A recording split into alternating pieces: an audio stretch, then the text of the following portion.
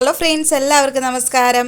മലയാളി കിച്ചണിലേക്ക് എല്ലാവർക്കും സ്വാഗതം. അപ്പോൾ ഇന്ന് വന്നിട്ടുള്ളത് വെറൈറ്റി ആയിട്ടുള്ള ഒരു ഗ്രീൻ പീസ് കറിയുടെ റെസിപ്പി ആയിട്ടാണ്. അപ്പോൾ രാവിലെ എണീറ്റിട്ട് ബ്രേക്ക്ഫാസ്റ്റിൻ്റെ കൂടെ എന്ത് കറി കൊടുക്കുമെന്ന ടെൻഷനിലാണോ? അപ്പം ഇങ്ങനെ വെറൈറ്റി ആയിട്ടൊന്നും ഉണ്ടാക്കി കൊടുത്തു നോക്കിയാൽ അടിപൊളിയായിരിക്കും കേട്ടോ. നമ്മുടെ വീട്ടിലുള്ള സാധനങ്ങളൊക്കെ വെച്ച് തന്നെ നമുക്ക് തയ്യാറാക്കി എടുക്കാൻ പറ്റും.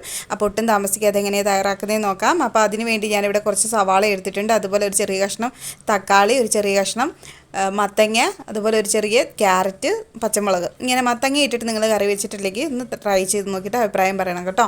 നമുക്കിതെങ്ങനെ തയ്യാറാക്കുന്നതെന്ന് നോക്കാം. അതിനുവേണ്ടി ഞാനൊരു കുക്കർ വെച്ച് കൊടുത്തിട്ട് അതിലേക്ക് ഓയിൽ ഒഴിച്ചിട്ട് സ്പൈസസ് ചേർത്ത് കൊടുക്കുക. അതായത് കറുവപ്പട്ടയും ഏലക്കയും പെരുംജീരകവും. ഇനി അത് പൊട്ടി വന്നതിന് ശേഷം സവോള ചേർത്ത് കൊടുക്കുക, അതുപോലെ തക്കാളി ചേർത്ത് കൊടുക്കുക. ബാക്കി നമ്മൾ അരിഞ്ഞ് വെച്ചിരിക്കുന്ന പച്ചക്കറി എല്ലാം തന്നെ അതിലേക്ക് ചേർത്ത് കൊടുക്കുക. അധികം വഴറ്റേണ്ട കാര്യമൊന്നുമില്ല കേട്ടോ. നമ്മളിത് വേവിച്ചെടുക്കുന്നതുകൊണ്ട് അത് വഴറ്റി സമയം കളയേണ്ട കാര്യമൊന്നുമില്ല. ഇനി നമുക്കതിലേക്ക് പാകത്തിന് ഉപ്പും കൂടി ചേർത്തിട്ട് നമ്മൾ കഴുകി വൃത്തിയാക്കി വെച്ചിരിക്കുന്ന ഗ്രീൻ പീസും കൂടി ചേർത്ത് കൊടുക്കാം. ഒന്നുകൂടി ജസ്റ്റ് ഒന്ന് ഇളക്കി കൊടുക്കാം. ഇനി നമുക്കതിലേക്ക് മസാലപ്പൊടി ചേർത്ത് കൊടുക്കാം. 1/2 ടീസ്പൂൺ മഞ്ഞൾപ്പൊടി, 1/2 teaspoon garam masala, 1 table spoon ഇറച്ചി മസാല, അതായത് മീറ്റ് മസാല, 1 ടീസ്പൂൺ മല്ലിപ്പൊടി. ഇതെല്ലാം കൂടി ചേർത്തിട്ട് ഒന്നുകൂടി ഒന്ന് ഇളക്കി കൊടുക്കാം.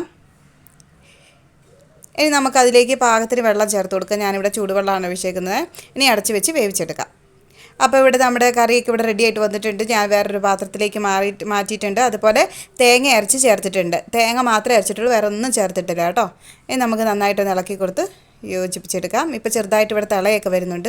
കണ്ടില്ലേ, നമ്മുടെ കറിയൊക്കെ നന്ന കുറുകി വന്നിട്ടുണ്ട്. ഇനി നമുക്ക് കുറച്ച് വെള്ളം കൂടെ മിക്സി ജാറിൽ ഒഴിച്ചിട്ട് കുറച്ച് വെള്ളം കൂടെ ഒഴിച്ച് കൊടുത്തിട്ട് ഒന്നുകൂടി ഒന്ന് തിളപ്പിച്ചെടുക്കണം. അപ്പോൾ ഇവിടെ നമ്മുടെ കറിയൊക്കെ ഇവിടെ റെഡി ആയിട്ട് വന്നിട്ടുണ്ട് കേട്ടോ. നല്ല കൊഴുത്ത ചാറോടുകൂടി തന്നെ നമുക്ക് ഈ കറി കിട്ടിയിട്ടുണ്ട്. അപ്പോൾ ഈ വെറൈറ്റി ആയിട്ടുള്ള ഈ മത്തങ്ങയൊക്കെ ഇട്ടുള്ള ഈ ഗ്രീൻ പീസ് കറി നിങ്ങൾക്ക് ഇഷ്ടപ്പെട്ടെങ്കിൽ ലൈക്ക് ചെയ്യണം, ഷെയർ ചെയ്യണം, സബ്സ്ക്രൈബ് ചെയ്തൊന്ന് സപ്പോർട്ട് ചെയ്യണം കേട്ടോ. അപ്പോൾ അടുത്തൊരു വീഡിയോ ആയിട്ട് വരുന്നോടം വരെ ബൈ ബൈ.